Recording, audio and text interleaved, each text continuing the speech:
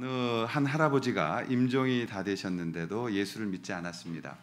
가족들이 어떻게 해서든지 할아버지의 영혼을 구원하기 위해서 목사님을 초대했습니다. 목사님 오셔서 우리 할아버님에게 복음 전해주시고 제발 천국 갈 수 있도록 도와주세요라고 말했습니다. 목사님이 이제 급하게 달려와서 할아버님 앞에 복음을 전합니다. 그리고 영혼 구원을 위해서 어르신 빨리 마귀 사탄을 부정하시고 예수 그리스도를 영접하십시오. 빨리 예수님 영접하십시오 라고 말씀드렸습니다. 근데 할아버님이 아무 말도 하지 않고 침묵하시는 거예요. 그러자 다시 목사님이 재촉하면서 할아버님 빨리 어르신 빨리 마귀 사탄 부정하시고 예수 믿고 천국 가십시오. 근데도 할아버지가 들으시는데도 아무 대답을 안 하시는 거예요. 그러자 목사님이 더 다급하게 빨리 예수님 믿고 영접하셔야 된다고, 그리고 저 죄악된 사탄은 부인하셔야 된다고, 어르신 왜 마귀 사탄을 부정하지 않으시는 거죠? 라고 질문했더니 할아버지께서 마지못해 입을 떼시면서 이렇게 대답하셨답니다. 내가 지금 죽으면 어느 편 쪽으로 갈지 잘 모르겠는데 내가 왜 누굴 화나게 해서 괜히 성질을 건들 필요가 있겠는가? 그러므로 나는 그런 다른 소리 하기 싫소라고 대답을 하더랍니다.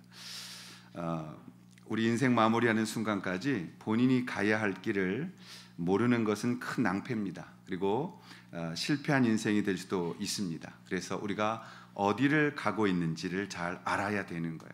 자, 우리 옆에 분에게 인사하겠습니다. 우리가 가야 할 길 분명히 알고 갑시다. 한번 인사하시겠습니다. 시작. 우리는 과연 한 해 동안 우리가 가야 했던 길을 잘 와 있을까요? 또 아니면 아직도 우리는 가야 할 길을 찾고 있는 것일까요? 아니면 길을 잘못 들어서 가지 말아야 할 길을 가고 있는 것일까요? 오늘 본문에 이 자신들이 가야 할 길을 잃어버리고 그리고 갈릴리 바다에 와서 고기 잡고 있던 제자들에 대한 이야기가 나오고 있습니다. 자신들이 가야 할 그 길을 버리고 예수님이 기대하셨던 그 길을 버리고 자신들의 길을 택하여 왔던 그들에게 오늘 주님은 찾아오셔서 인생의 길을 알려주시는 장면이 나오고 있습니다. 오늘 이 제자들은 어디로 가야 했는지, 그리고 어떤 인생의 길을 걸어가야 했는지 이 본문을 통해서 오늘 우리도 제자들에게 하셨던 그 말씀을 듣기를 원하고 우리의 인생길을 바른 곳으로 갈 수 있기를 원합니다. 우리가 가야 하는 길, 거기는 무엇일까요? 첫 번째, 그것은 믿음의 길이라고 성경이 말합니다. 자, 17절 말씀인데요. 우리 아이들 때문에 한번 같이 크게 읽겠습니다. 시작. 세 번째,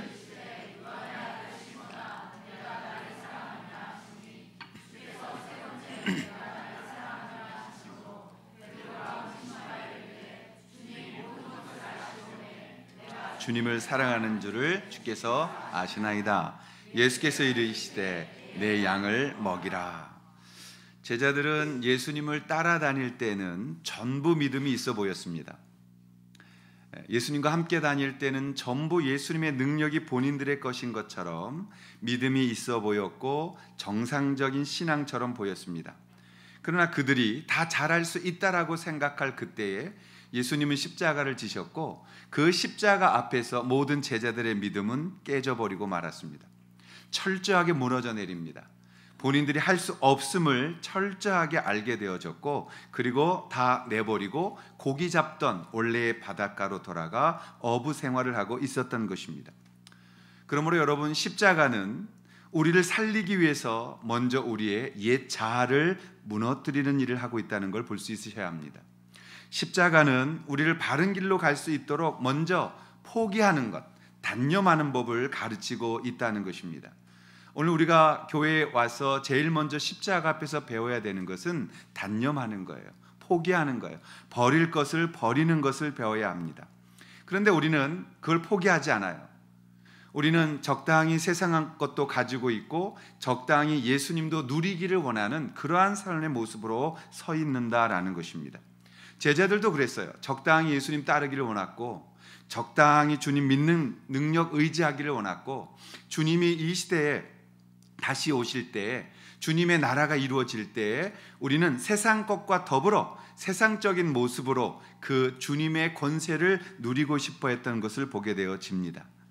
여러분, 적당히 예수님 따르면서 적당히 그 자리를 가고 싶어 하는 게 오늘날 우리의 모습이지 않을까 싶습니다. 그러나 성경은 철저하게 우리의 그 믿음 없음을 먼저 십자가 앞에서 보인다는 사실입니다. 정말 십자가 앞에 서서 우리가 무엇을 선택해야 하는가, 그 십자가 앞에 서게 되면 먼저 우리는 무너내리는 우리의 마음을 볼 수가 있는 것입니다. 여러분, 우리가 평상시에 문제 없어 보여요. 그런데 내가 기대하는 대로 인생이 사라지지 않을 때, 내가 원했던 삶이 아닐 때, 우리는 그때 십자가 앞에서 무너집니다. 사업이 내 마음대로 되지 않을 때 우리는 어려워지는 그 삶을 통해서 믿음이 흔들립니다. 가정에 아픔이 오기 전에는 믿음이 있어 보였고, 자녀들이 실패하기 전에는 믿음이 있어 보였습니다. 그런데 이 모든 일들이 내가 원하는 대로 되지 않을 때 우리의 믿음은 깨지기 시작하는 것을 볼 수 있습니다. 그리고 우리도 제자들처럼 먹고 사는 문제로 다시 돌아가겠다, 내가 이 땅에서 필요한 것들을 구하던 모습으로 다시 돌아가겠다라는 삶으로 나아가는 것을 볼 수 있습니다. 그것을 우리는 실패의 삶이라고 말합니다. 예수님은 부활하시러 갈릴리 바다로 오셔서 실패하고 도망쳤던 제자들을 만나시고, 그 중에서도 가장 강력하게 예수님을 따르겠다라고 말했던 베드로를 불러내셔서 베드로에게 이 질문을 던지고 있는 겁니다. 요한의 아들 시몬아, 너 나 사랑하냐? 요한의 아들 시몬아, 너 나 사랑하느냐? 예수님은 제자들을 비판한 게 아니에요. 예수님은 제자들을 야단치는 게 아니에요. 예수님은 제자들을 책망하고 있는 것이 아니에요. 이 질문을 던지는 거예요. 요한의 아들 시몬아, 나는 너를 아직도 사랑하고 있는데 너는 나를 여전히 사랑하고 있냐고 질문하고 계셨던 것입니다. 요한의 아들 시몬아, 너 아직 나 사랑하니? 나는 너가 실패하고 너가 무너지고 너가 잘못했어도 여전히 너 사랑하고 있는데 너는 나를 사랑하고 있니? 라는 질문을 하고 계신 것입니다. 사랑하시는 여러분, 이게 바로 믿음이라는 사실을 우리가 살펴야 합니다. 주님은 너는 나를 위해서 무엇을 했냐고, 너는 나를 위해서 어떤 것을 포기했냐고 책망하기에 오신 것이 아니라 나는 여전히 너를 사랑하고 있다는 것을 그들에게 말씀해 주시고 검증하기 위해서 지금 이곳에 와 있다는 것을 우리가 봐야 되는 것입니다. 신앙은 끝까지 일 중심이 아니라 관계 중심이라는 것을 보여주고 있는 것입니다. 여러분, 신앙은 일을 통해서 만들어지는 것이 아니라 주님과의 관계에서 나오는 것이 신앙이라는 것을 우리가 꼭 배워야 된다는 사실입니다. 우리가 이 관계를 저버리는 기적, 관계를 저버리는 어떤 다른 것을 신앙이라고 정의하는 것이 여러분 가장 큰 마귀의 속임수라는 걸 기억하셔야 돼요. 신앙이라는 것은 관계를 말하는 거예요. 하나님과의 관계를 말하는 거예요. 이웃과의 관계를 말하는 거예요. 그 관계가 없이는 어떤 것도 우리에게 의미가 없음을 오늘 주님은 우리에게 보여주고 계신 것입니다. 다시 이 질문을 들어볼까요? 요한의 아들 시몬아, 너 나 사랑하냐? 나는 너를 지금도 여전히 사랑하고 있는데 너는 나를 사랑하고 있느냐라고 말씀하세요. 너 나 버리고 도망갔지만 난 여전히 너를 쫓아와서 이렇게 사랑하는데 너는 나를 사랑하고 있느냐라고 말씀하세요. 베드로가 대답 못할 줄 아셨어요. 그런데 3번이나 계속 물으시는 거예요. 너는 나를 사랑하고 있냐고. 너 나를 버렸지만 아직도 나를 사랑하고 있냐고 말씀하고 있는 거예요. 이게 얼마나 괴로웠겠어요. 주님 아시잖아요. 주님 아시잖아요. 여러분, 이 질문 받을 때가 우리 주님의 사랑을 확인하는 순간이에요. 차라리 야단치면 좋아, 차라리 혼내면 좋겠어. 근데 주님이 아주 곤란한 질문하세요. 너 여전히 나 사랑하니? 그 질문 앞에 이 베드로가 곤욕스러워합니다. 괴로워하고 있어요. 주님 아시잖아요. 나 자신 있게 말할 수 없는 것도 아시잖아요. 나 그렇게 인간적으로 대답해놓고 3번씩이나 주님 부인했던 과거 아시잖아요. 내 실패한 모습 아시잖아요. 내가 주님 앞에 말할 수 없는 상황이라는 거 주님 아시잖아요. 왜 물으세요? 주님 아십니다. 근데 주님이 말씀하세요. 나 너 믿고 있고 나 너 사랑하고 있고 나는 변하지 않았어. 너 스스로가 너의 마음대로 판단하고 나를 떠났던 것뿐이야. 나는 여전히 너 사랑하고 있었고 너를 향해 시선이 있었고 너희들을 향해 기대가 있단다라고 말씀하는 거예요. 여러분, 우리는 주님 앞에 나와서 기도할 때 어떤 답을 달라고 기도합니다. 우리가 주님 앞에 기도할 때 기적 베풀어 달라고 기도합니다. 우리가 기도할 때 목적이 있는 기도를 하는 것이에요. 이거 달라, 저거 달라, 이렇게 해달라, 저렇게 해달라. 근데 주님은 거기에 대답해 주지 않으시고 뭐라고 말씀하시냐면 너 나 사랑하냐고 말씀하시는 거예요. 너 나 사랑해? 아니 주님, 그게 아니라 이거 달라니까요. 주님 말씀하세요. 너 나 사랑하냐고. 오늘 예수님은 하나님을 믿으셨어요. 하나님은 실수가 없으시고 분명히 성령을 이들에게 부어주실 것을 믿으셨어요. 그 믿음으로 제자들을 지금 대하여 주시고 믿음으로 사람들을 만나주고 계신 것입니다. 그것이 우리가 가야 할 믿음의 길이라는 것이에요. 주님의 시선으로 우리도 그 시선을 갖는 거예요. 주님의 마음을 우리도 갖는 거예요. 교회 와서 찬양하고 직분 갖고 봉사하고 그 이전에 더 궁극적인 질문 앞에 답하셔야 돼요. 주님 사랑하고 계십니까? 복음이라는 것을 우리가 분명히 알고 있습니까? 주님은 우리를 책망하기 위해서 이 땅에 오신 것이 아니라, 주님은 우리의 잘못을 지적하고 야단치기 위해 오신 것이 아니라, 나의 잘못은 잘못대로 인정해야 하지만 그럼에도 불구하고 끝까지 나를 사랑하고 계신다라는 것을 말씀하고 있는 거예요. 그게 바로 복음이라는 사실입니다. 주님과의 관계, 주님과의 그 사랑, 그것이 믿음의 능력이라는 것이에요. 사랑하신 여러분, 교회는 믿음으로 시작합니다. 그리고 믿음으로 자라고 믿음으로 열매를 맺어서 또 다른 사람에게 믿음을 전해주는 게 교회예요. 이게 무슨 말이냐면, 예수님께서 믿음으로 우리를 지켜봐 주셨고 예수님께서 믿음으로 우리와 함께 하셔서 그 믿음이라는 것으로 바라볼 때 그 믿음은 열매를 맺어 간다는 것입니다.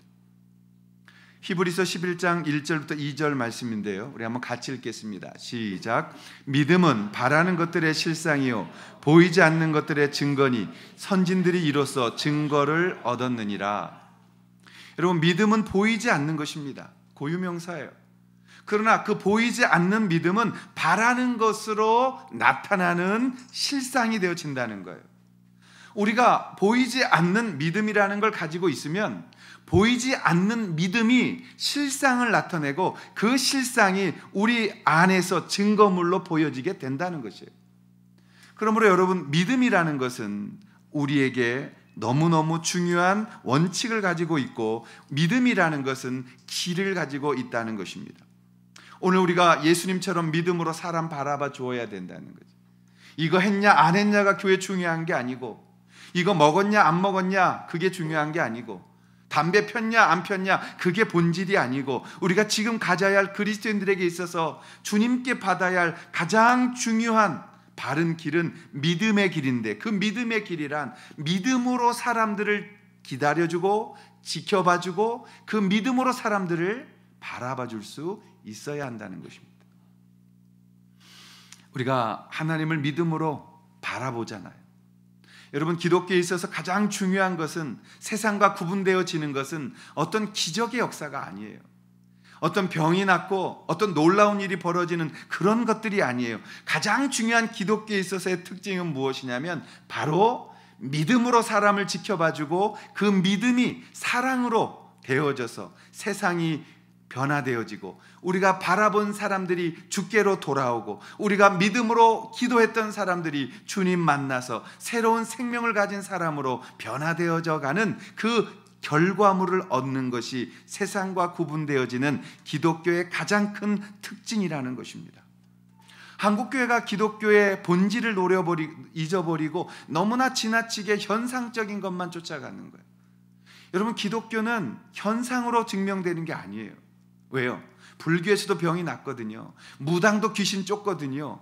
다른 힌두교에서도 기적은 일어나거든요. 그러니까 우리 안에 가장 중요한 기독교의 특징이 뭐냐? 바로 믿음으로 바라보아 그 믿음이 사람을 고치고 그 믿음이 사랑으로 나아가서 우리가 바라봐준 사람들이 주님 안에서 온전하게 만들어져 가는 것입니다.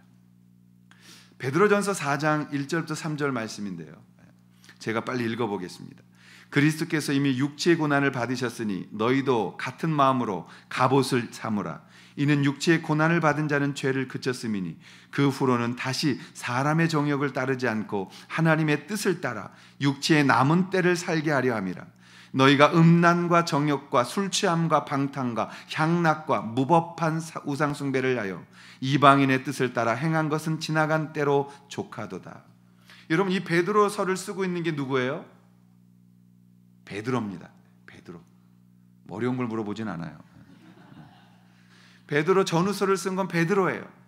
근데 베드로가 이 본문을 쓰고 있는 것을 가만히 보시면 베드로전서 1장 1절에 뭐라고 말씀하냐면 예수 그리스도의 사도 베드로는 본도, 갈라디아, 갑바도기아, 아시아와 비두니아에 흩어진 나그네들에게 권면한다. 고난이 있지만 이겨내라. 핍박이 있지만 이겨내라. 인내하라. 주님을 기대하라. 곧 오실 것이다. 그 주님을 바라보라. 힘내라. 그리고 그들에게 나그네의 삶을 살아갈 때 얼마나 힘든지 알지만 우리는 이 땅을 나그네로 살면서 오직 예수 그리스도를 바라보며 승리해야 된다라고 권면하고 있는 분이 누구냐? 베드로예요. 베드로. 그 베드로를 오늘 본문에 나타나는 요한복음 17장 베드로와 비교해 볼 때 여러분 어떻게 이렇게 성숙해질 것인가에 대한 상상이 가시나요? 내가 나를 사랑하느냐? 내가 나를 사랑하느냐? 그렇게 주님 앞에 계속적으로 사랑을 확인받았던 그 베드로가 이렇게 성숙한 교회의 사도가 되어 그 자기보다 연약한 자들을 위로하고 그들을 세워가고 교회의 지도자가 되어 교회를 하나님 앞으로 인도해가는 목자가 되어 있다는 이 사실을 오늘 우리는 이 본문을 통해 볼 수 있는 거예요. 뭐라고 한마디 하냐면 우리 옛날에 이방인의 뜻을 따라서 음란과 정욕과 술취함과 방탕과 향락과 무법한 우상숭배를 하던 삶으로 되돌아가지 말자. 우리 지나간 때처럼 살지 말자. 우리 옛날의 모습처럼 살지 말자. 이제는 예수님 닮아서 그분이 기대하고 그분이 믿음으로 바라보았던 그 믿음대로 우리 살아가자라고 베드로가 고백하고 있는 것입니다. 베드로는 성숙한 사도가 되었습니다. 왜요? 예수님이 믿음으로 바라보았기 때문이에요. 저는 우리가 사람들을 사랑할 때 이 눈이 우리 가운데 있어야 된다고 믿습니다. 우리에게 있어서 가장 중요한 주님의 자녀, 주님의 제자, 그리스도의 제자라는 사실은 바로 믿음의 눈으로 세상을 바라보며 믿음의 길을 걸어가는 우리의 삶이라고 믿습니다. 지금의 현실로 그들을 판단하고 또 답답해하지 말고 예수님의 눈으로 그들을 바라봐 줄 수 있는 것, 지금의 모습 때문에 서로 실망하지 말고 주님이 우리 가운데 하실 일을 기대하며 그분이 만들어 가실 것에 대한 기대를 갖는 것, 그것이 믿음의 길이라는 것입니다. 저는 교회들이 믿음의 눈을 열어야 한다고 생각합니다. 우리 이제 목자님들하고 훈련할 때 쓸 몇 권의 책들이 있는데요, 그 중에 하나가 달라스 윌라드가 지은 잊혀진 제자도라는 이 책입니다.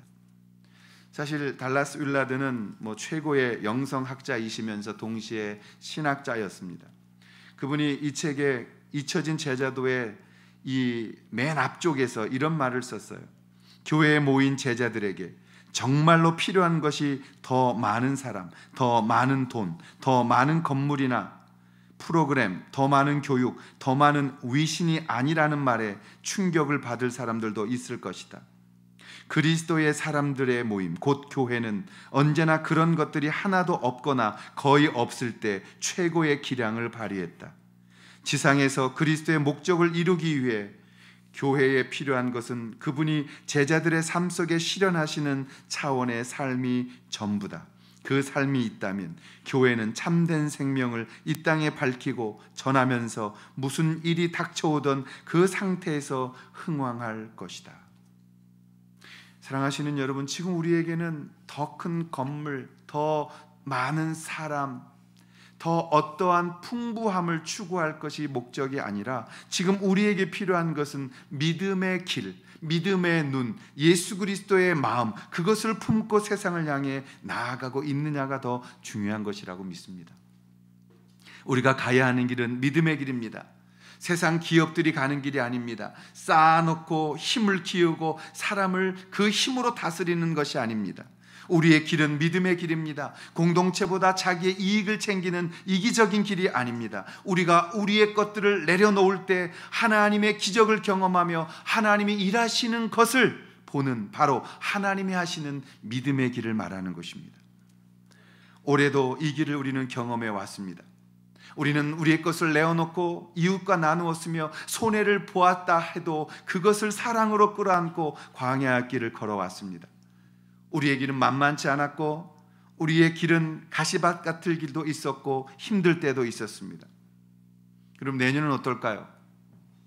저는 여러분에게 마치 정치가들이 말하는 공약하듯 이렇게 말하지 못할 것 같아요. 내년도는 좋을 겁니다. 내년도는 다 잘 될 겁니다. 예. 여러분, 잘 된다는 정의를 다시 해보겠습니다. 내년은 어떤 길이 있을지 모르겠습니다. 그러나 한 가지 분명한 것은 올해 우리와 함께 하셨던 그 주님께서 내년에도 여전히 변함없이 우리를 사랑하시고 동행해 주실 것을 믿습니다. 그 하나님이 함께 하실 것이며 그 하나님이 함께 하실 때 우리에게 있어서 어렵다고 느끼는 모든 것들은 감사의 제목으로 변할 것이며 우리가 넘지 못할 것 같았던 산들은 넘어지는 것이 될 것이며 우리는 변화되어질 것이며 우리를 통하여 하나님 예수 그리스도의 형상은 계속해서 이 땅에 만방으로 흘러가게 되어질 것입니다. 우리가 있음으로 인하여 주변의 교회들이 함께 나눔을 배울 것이며 우리가 기준으로 삼은 것으로 인하여 함께 그 기준점을 나눌 수 있을 것이며 우리로 인하여 연약한 자들이 하늘의 소망을 품을 수 있을 것이며 우리로 인하여 예수를 알지 못한 자들이 복음을 들을 것이며 우리로 인하여 절망 가운데 있던 작은 교회들이 작게나마 소망을 얻는 길에 함께 걸어갈 수 있게 되어질 것입니다. 그 길이 우리가 가는 믿음의 길입니다. 비판만 하는 것이 아니라 믿음의 눈으로 바라봐주며 기도할 수 있는 것, 야단치기보다는 사랑하고 품으며 함께 갈 수 있는 것, 그것이 주님이 우리를 향해 기대하시는 믿음의 길입니다. 그 믿음의 길을 향하여 우리를 여러분 한 해 동안 잘 걸으셨고 남아있는 또 모든 것을 잘 마무리하고 새로운 한 해도 최선을 다해서 이 믿음의 길을 걸어가 마침내 우리 눈앞에 그 믿음의 결과가 나타나는 간증이 있도록 아름답게 그 길을 걷는 사랑하는 모든 가족들이 될 수 있기를 주님의 이름으로 축원합니다. 우리가 가야 할 길 어떤 길일까요? 두 번째, 책임의 길이라고 성경은 가르칩니다. 오늘 21절과 22절에 보면 이에 베드로가 그를 보고 예수께 여짜오되 주님, 이 사람은 어떻게 되겠사옵나이까? 예수께서 이르시되 내가 올 때까지 그를 머물게 하고자 할지라도 내게 무슨 상관이냐? 너는 나를 따르라 하시더라. 이게 무슨 내용이냐면 지금 이제 예수님께서 베드로에게 3번 질문을 던지셨어요. 그리고 마지막 내 양을 치라, 내 양을 먹이라 말씀하세요. 그러면서 18절에 내가 진실로 진실로 내게 이르노니 내가 젊어서는 스스로 띠뛰고 원하는 곳으로 다녔거니와 늙어서는 내 팔을 벌리리니 남이 내게 띠띠우고 원하지 아니하는 곳으로 데려가리라. 그러자 베드로가 이 말을 듣고 자기의 죽음을 어떻게 하나님께 영광 돌릴 것을 가리키는 말씀을 듣고 뭐라고 질문하냐면 그럼 이 사람은요? 라고 말합니다. 여러분, 이 말씀을 잘 한번 묵상해 보십시오. 상황 속에서 예수님께서 베드로와 막 넌 이렇게 살 거야, 이렇게 될 거야 얘기하셨는데 갑자기 베드로가 그걸 듣고 나서는 예수님께 질문하는 거예요. 그럼 이 요한은 어떻게 될 거예요? 요한은 요한복음에서 자기의 이름을 드러낸 적이 없어요. 예수님이 사랑하시는 그 제자, 예수님께 옆에 누워있던 그 제자, 예수님을 멀찍이 따르던 제자, 뭐 이런 식으로 비유하면서 자신의 모습을 드러냈는데 베드로가 질문한 거예요. 그럼 요한은 어떻게 될 거예요? 그때 예수님께서 뭐라고 말씀하시냐면 우리가 읽었던 21절 22절입니다. 이 사람이 어떻게 되겠습니까? 예수께서 이르시되 내가 올 때까지 그를 머물게 하고자 할지라도 너하고는 무슨 상관이 있니? 너는 나를 따르라 하시니라. 여러분, 이 모습을 읽을 때 마치 제자들이 예수님 따라다니면서 누가 크냐 싸웠던 모습을 보게 돼요. 예수님 따라다니면서 제자들이 가장 원했던 건 뭐예요? 누가 수석 제자냐? 누가 가장 큰 자냐? 누가 더 잘 될 거냐? 누가 더 많이 받을 거냐? 근데 예수님은 이렇게 말씀하십니다. 요한의 일은 내가 알아서 할 것이고 너는 너의 소명 가지고 열심히 살면 된다라는 것입니다. 이게 무슨 말이냐면 인간에게 있어서 가장 큰 죄의 쓴뿌리가 비교의식입니다. 비교의식. 하나님의 창조에는 비교의식이 없었습니다. 그래서 각각의 모든 피조물들이 하나님 보시기에 심히 좋았던 모습들이었다라고 말합니다. 작은 것은 작은 것으로 아름다웠고 큰 것은 큰 것으로 아름다웠습니다. 큰 것이 작은 것을 배려할 수 있었고 작은 것은 큰 것에게 무례하지 않았습니다. 그것이 하나님이 만들어 놓으신 가장 아름다운 완벽한 세상이었습니다.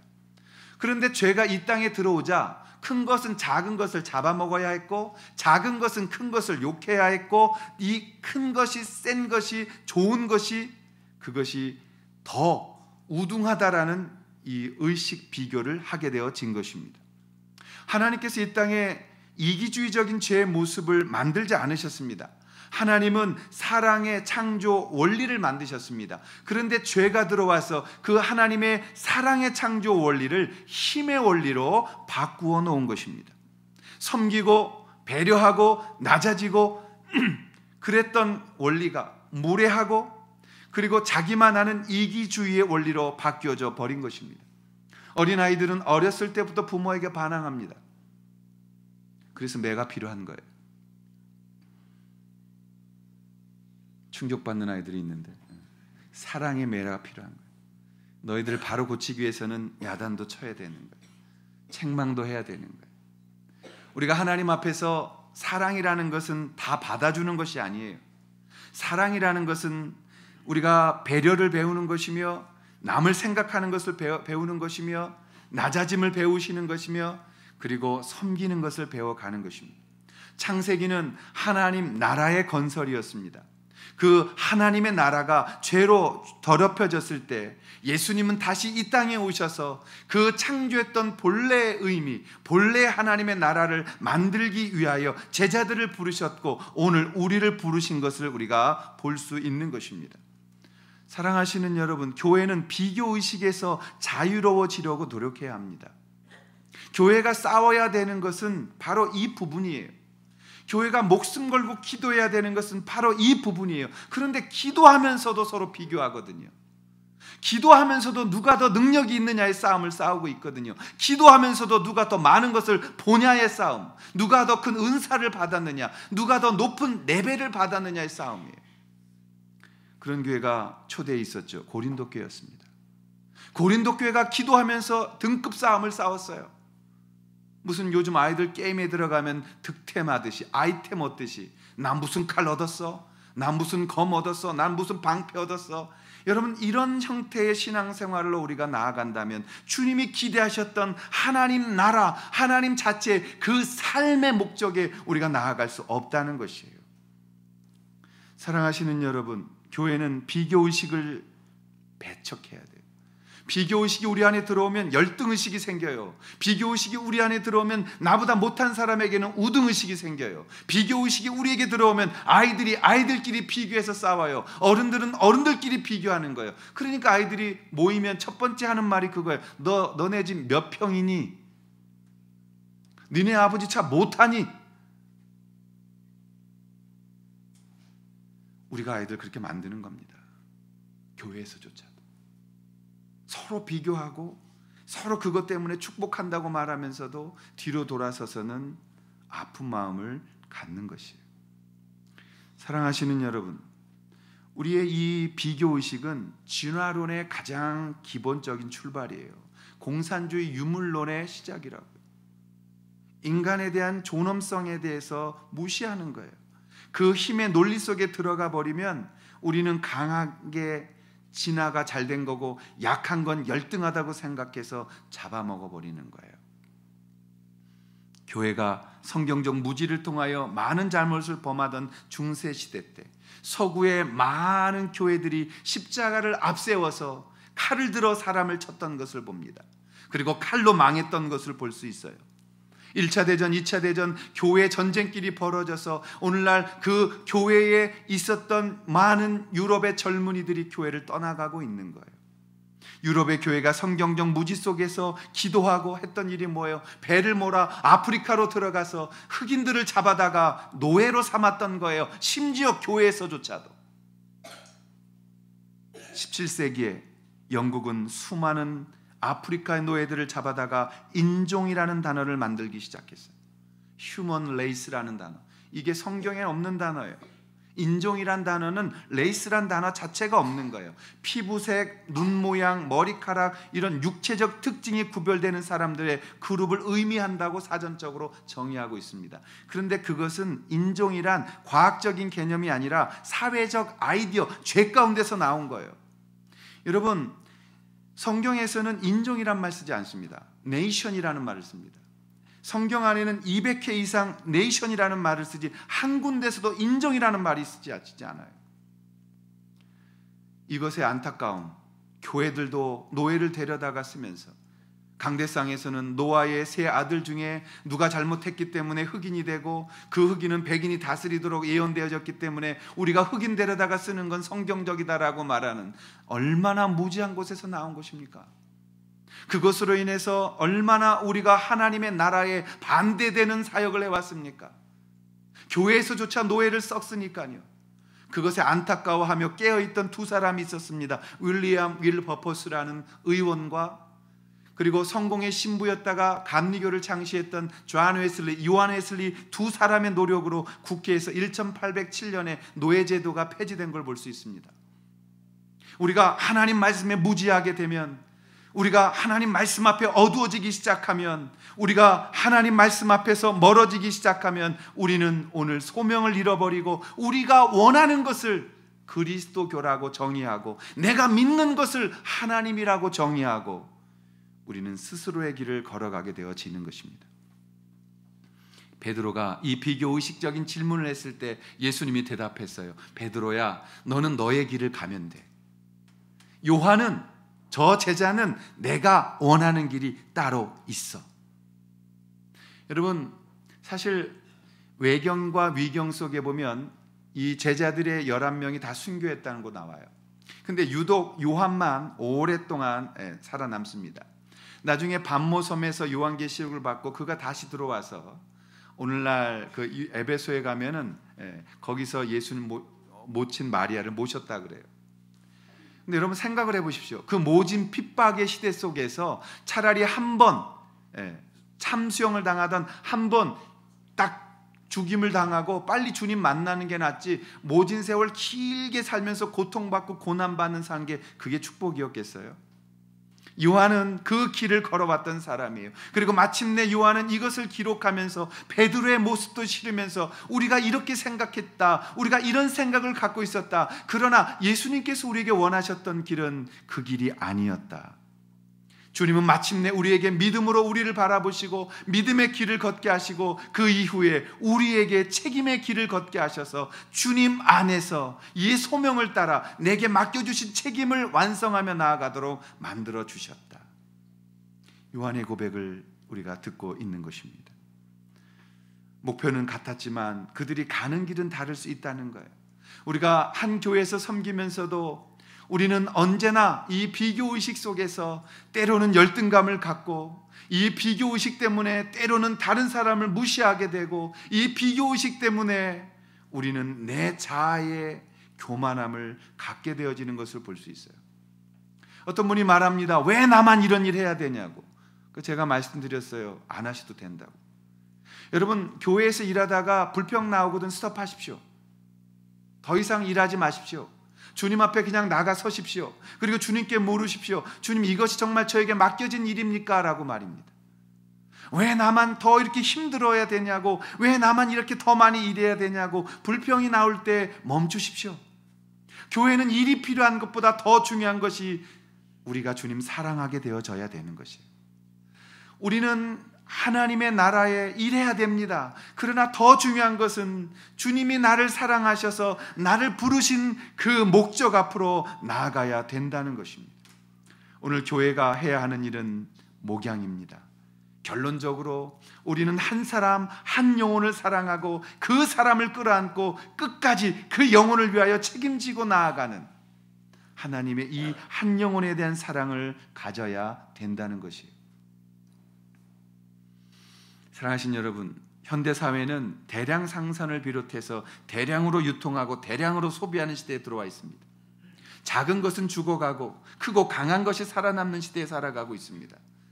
교회도 그렇게 하면 안 됩니다. 교회는 거꾸로 가야 합니다. 교회는 세상 속에서 다르게 가야 합니다. 교회는 세상이 볼 때 이해가 안 되는 방향으로 서 있어야 합니다.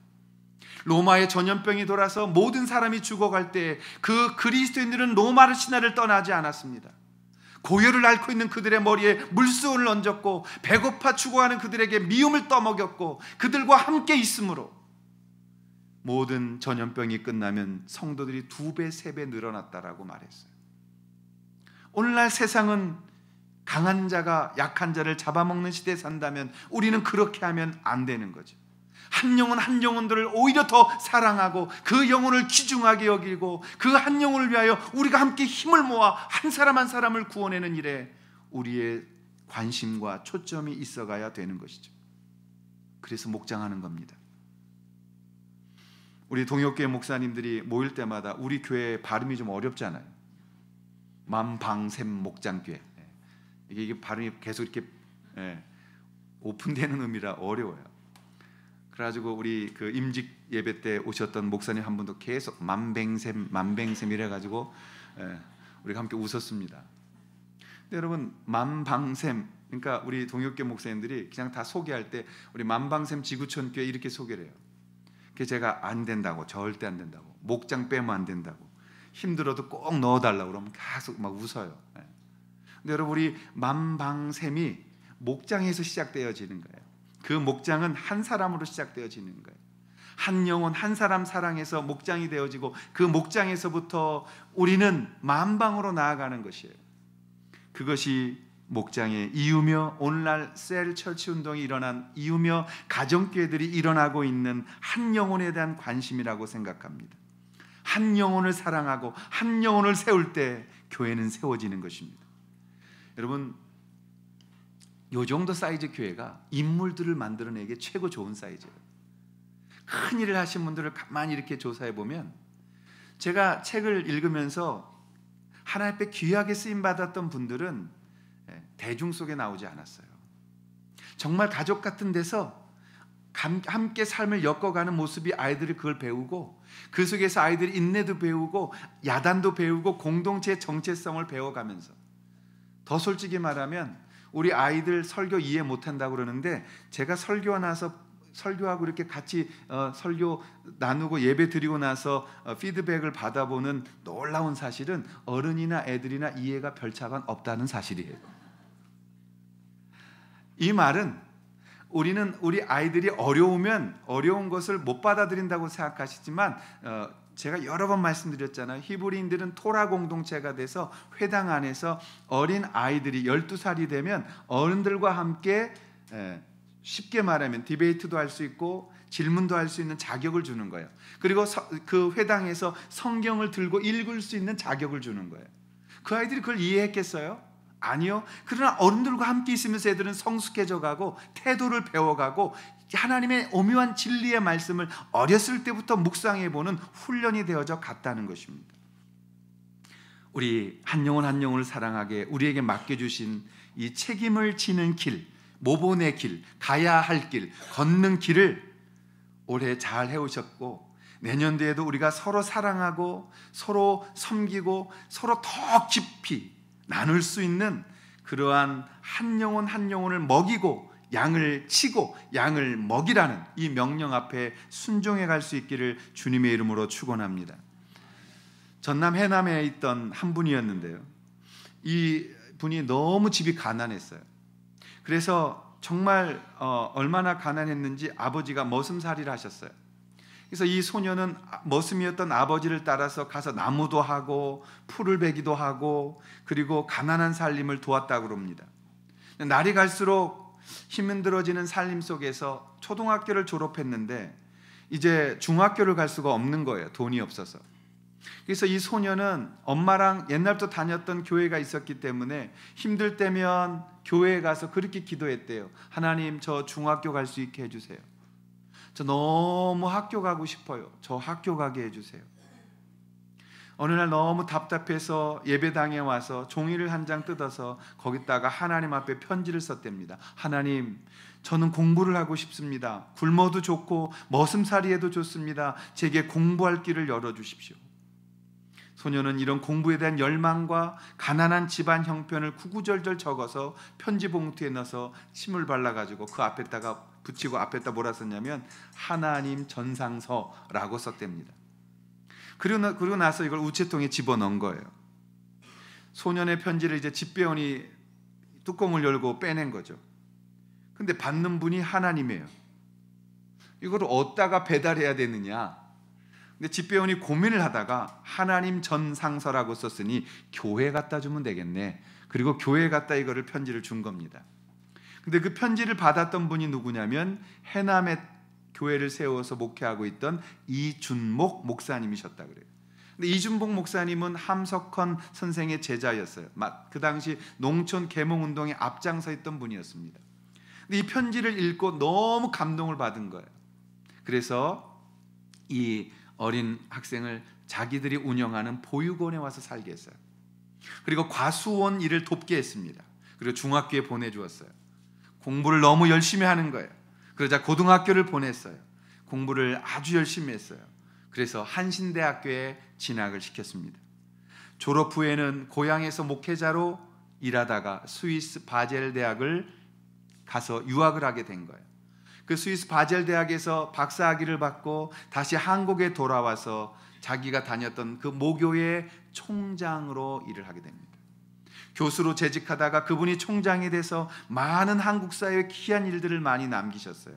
그분이 오늘 한신대학교 전 총장이었던 오영석 총장이십니다. 저는 이 말씀을 읽다가 누가 가장 이 위대한 일을 했을까 생각해 보니 무명의 집배원이었어요. 이름 없던 그 집배원이 아유 어느 사람이 이런 장난을 했어라고 이 편지를 그냥 휴지통에 버렸다면, 하나님 전상서라는 게 어디 있어라고 말하고 이것을 그냥 함부로 버렸다면 위대한 인물은 만들어질 수 없었던 겁니다.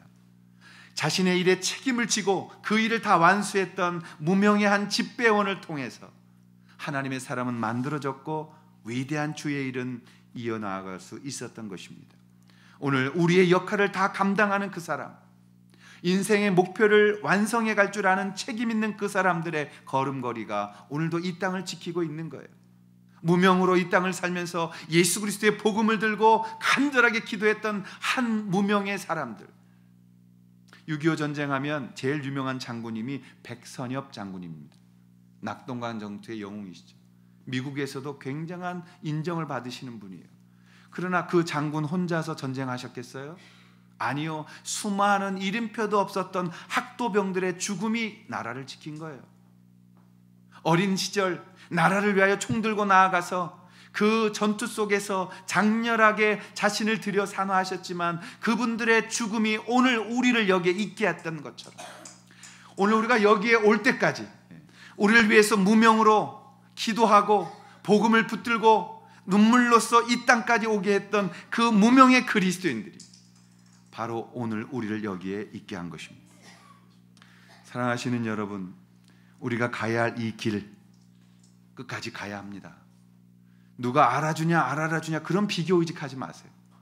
누가 알아주면 어떻고 안 알아주면 어때요? 우리의 상급은 이 땅에서 받는 것이 아니고 주님이 우리 가운데 좁은 길 가라고 하셨기에 그 길을 걸었고 가서 어려울 때 기도할 때 하나님이 해결하시고 하나님이 넘게 하셨고 그리고 내년도엔 더 많은 일들을 해야 할 자리로 오게 되어진 것입니다.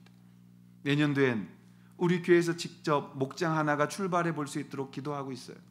내년도엔 이 꿈을 가진 지방의 목사님 몇 분과 함께 이제 연합 모임을 하기로 약속했어요. 내년도엔 우리 교회를 배우고 싶다는 분들의 연락들을 응답해 주려고 하고 있어요. 여러분, 우리가 이 길을 걸어갈 때 제발 좌우로 눈 돌리거나 다른 것에 여러분들이 비교당하지 마시고 하나님 바라보시고 주님이 맡겨주신 그 책임의 길을 온전히 걸어갈 수 있는 그런 귀한 성도들의 걸음 되시고 그러한 삶이 되실 수 있기를 주님의 이름으로 축원합니다. 기도하겠습니다.